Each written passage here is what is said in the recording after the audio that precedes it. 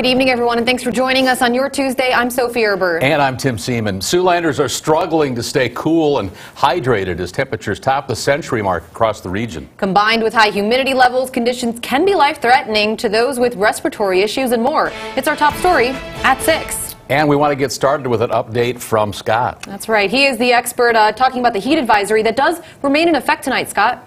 That's right, Tim and Sophie. That continues until 8 o'clock this evening. We've been dealing with extreme heat throughout the day. Feels like temperatures this afternoon were able to soar to between 110 and 115 degrees. Checking out the high temperatures that were recorded in Siouxland this afternoon. 102 in Sioux City, which is just 1 degree shy of the record of 103, which has stood since 1930.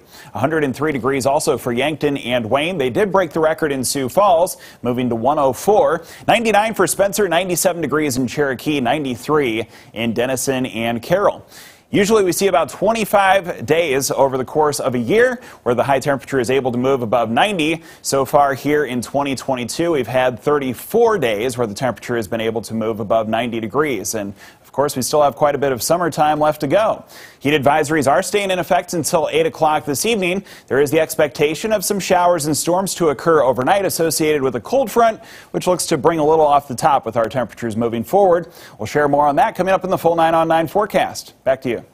All right, thanks, Scott. For people with respiratory issues, days like today can be dangerous, and heat stroke is, of course, another concern. Heat stroke can happen to anyone who's out in the heat for a little too long. Folks who have trouble regulating their body temperature or understanding just how hot it really is outside, like the very young and the elderly, are at an even higher risk. Symptoms include excessive sweating, dizziness, lightheadedness, nausea, vomiting, muscle cramps. So if any of these symptoms start to happen, then patients, they must move to a cooler place. A less obvious but still dangerous issue with temps climbing past 100 degrees, the surface temperature of objects. Shown here are some surfaces around the metro getting up past 130 degrees to the touch. Mercy One telling us that a person is burned. If the person's burned, the cool area immediately should be dried off, but not to use ice on it. The ice can actually hurt the tissue itself because it's too cold, but you eventually have to take it off and then it really hurts more. So basically stop the burning process and cool it down. Cool compresses, cool water, cool running water, that kind of thing. If you think a plastic, asphalt, or metal surface might be too hot, they do recommend testing it with the back of your hand first so it will pull away instinctively. And the extreme conditions are not helping with drought conditions across Siouxland either. According to the latest map from the U.S. Drought Monitor, most of the counties here in northwest Iowa are dealing with drought conditions. 5, in fact, are in the extreme category.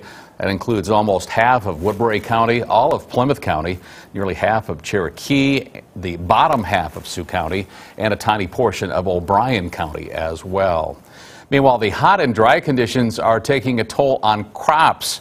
According to the USDA crop report out just yesterday, the state is split on moisture right now.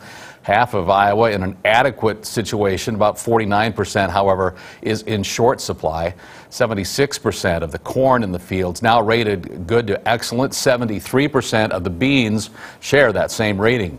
However, both of those numbers are down from last week's report, with little rain and plenty of heat in the forecast for the week. It's likely that the downward trend will continue.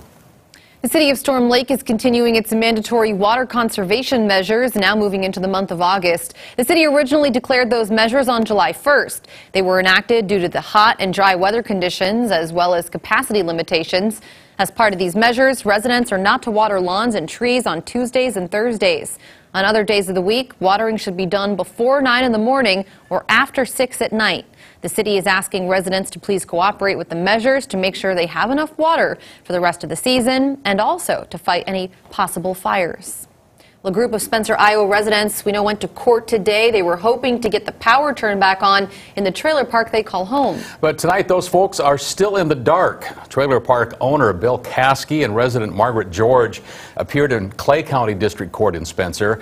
They're asking a judge there to ensure that George, along with other residents, be given sufficient time to comply with orders from the city of Spencer fixing code violations. They're all related to electrical, sewer, and general conditions. Those violations led the city to deem the park uninhabitable, and the power was shut off July 12th. Residents and city officials discussed safety concerns regarding the power being cut. There's overhead lights for security lights to help us see in the dark. And here, once they turned them off, people come in on a daily basis, looting the trailers, trying to break in our houses. George and the park owner claim an injunction is necessary to prevent harm to the residents and the property there in the park, including the ability to provide air conditioning to residents during these extreme heat conditions. After more than 5 hours of testimony, Judge Shane L. Mayer took the matter under advisement and told the parties he would revisit it at a later date. Again, nothing was ruled on today. That power tonight remains off. In Pierce County, Nebraska, a fight and stabbing leads to the arrest of 2 people. The Plainview Police Department say tonight it learned of the stabbing after being called on Saturday by hospital workers who were treating the victim. Officials say Michael Reifers of Plainview was stabbed 3 times and had several cuts to his hands. Authorities tell us the injuries were sustained during a fight that he had with David Schwanbeck of Winnetoon. Schwanbeck is charged with second-degree assault and use of a weapon to commit a felony.